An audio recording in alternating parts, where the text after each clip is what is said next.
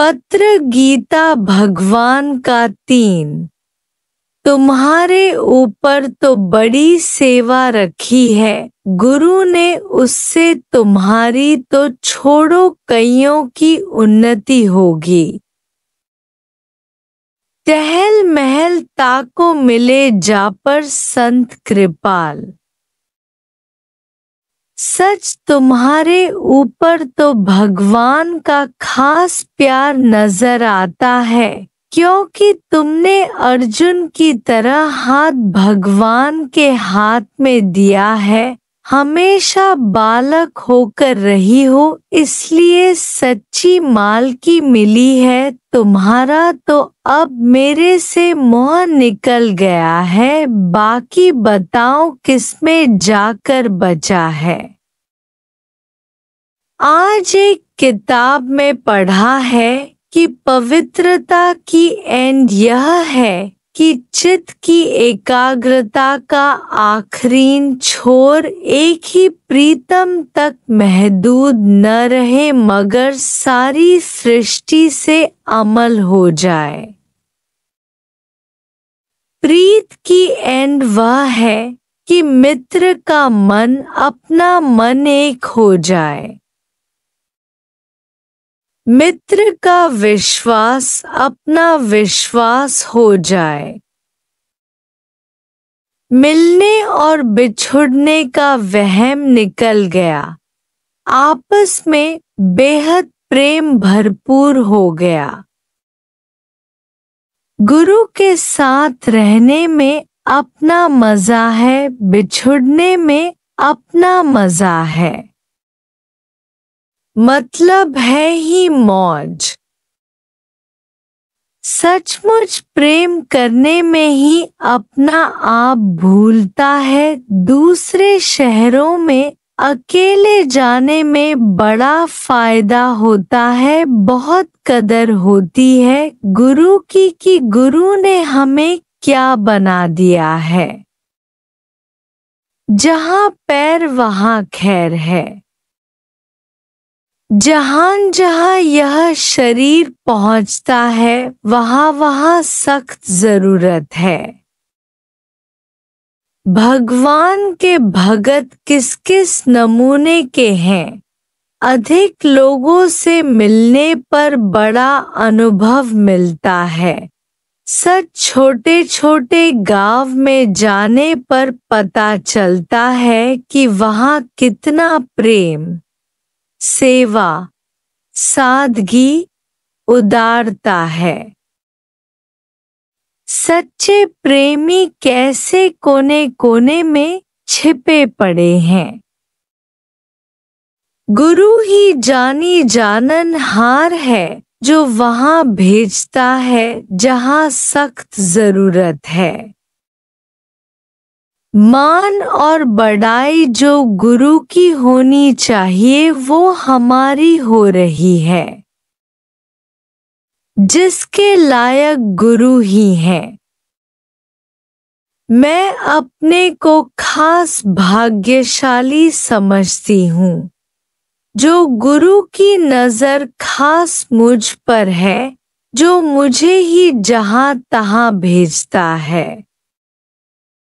उसमें मेरी बहुत उन्नति होती है, फिर कैसे सब मुर्दे हो जाते हैं।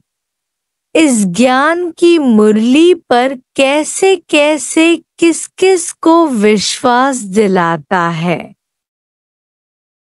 करता खुद आप है, नाम होता है हमारा। दादू सोभ्या दास अपना नाम न ले, आप अकेला सब करे घट में लहर उठाए। मुझे तो आश्चर्य होता है कि मैं तो कुछ नहीं करती हूँ, तो भी उसको इतना विश्वास कैसे आ जाता है।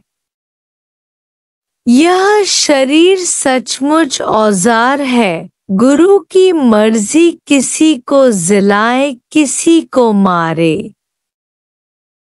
एक तरफ विश्वास बढ़ाता है, दूसरी तरफ कंस और रावण को भी भेज देता है कि जाकर परीक्षा लेकर आओ कि कितना निर्भय और विश्वास में है। वह खाली कह रही है कि मैं ब्रह्म हूँ, पर थोड़ी ही डॉटपट पर डरती है क्या? निर्भयता भी गुरु ऐसी दिलाता है कि भले तलवारें लेकर आए तो भी डर नहीं है। सिर उतार कर चलना है, सिर कुर्बान कर दो, यहाँ सांस लेने की जगह नहीं है। पर भगत का बाल भी बांका नहीं करता है। जो बन संवर कर मुकाबला करने आते हैं वे आधे रास्ते में ही मरे पड़े हैं। यहाँ रोज नए मुर्दे आते हैं, रोते हुए फिर हंसते हुए वापस जाते हैं। और कौन सी करामत देखें भगवान की, जे तिस नजर न आवई तब बात न पूछे कोई। सब गोपियां सेवा में लगी हुई थी, इस पर भी सबने यहाँ तक कहा कि हमने गुरु के लिए अभी कुछ नहीं किया है। इतना करते हुए भी सबने रोया। उन्हें देखकर हमने कहा हमने भी अभी तक गुरु के लिए कुछ नहीं किया है, जो ये सब गुरु के लिए कर रही है। इस बार ऐसा महसूस हुआ कि जैसे भगवान ने उद्धव को भेजा था कि जाकर ज्ञान देकर आओ, पर उद्धव उनका प्रेम देखकर हैरान हो गया कि ये सब मेरे से भी ऊपर हैं। उल्टा प्रेम सीख कर आया।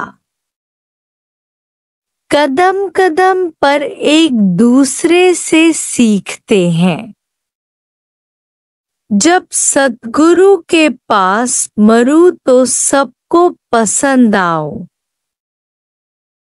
जब गुरु का हाथ सिर पर है तभी हर एक चाहता है।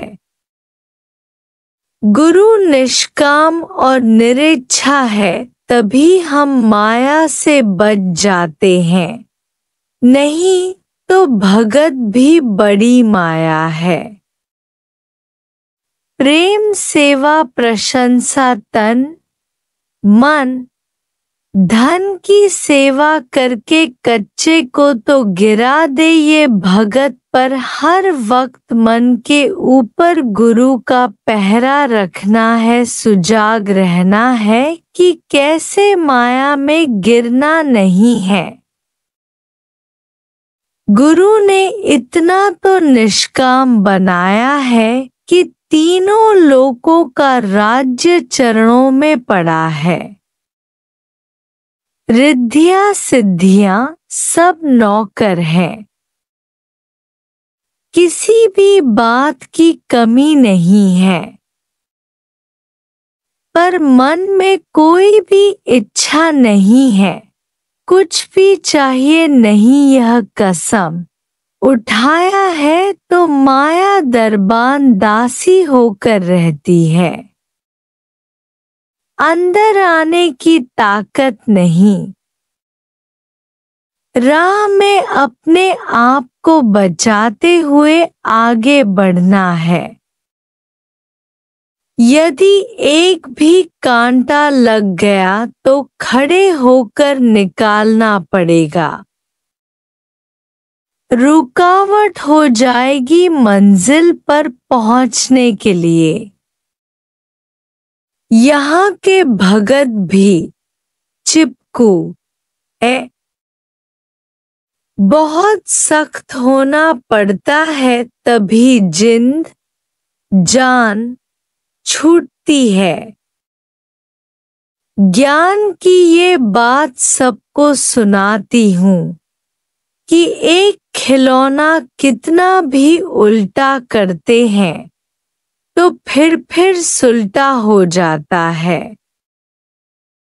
मन और विकारों को देखकर कभी मायूस नहीं हो कि मैं आत्मा कैसे होंगी।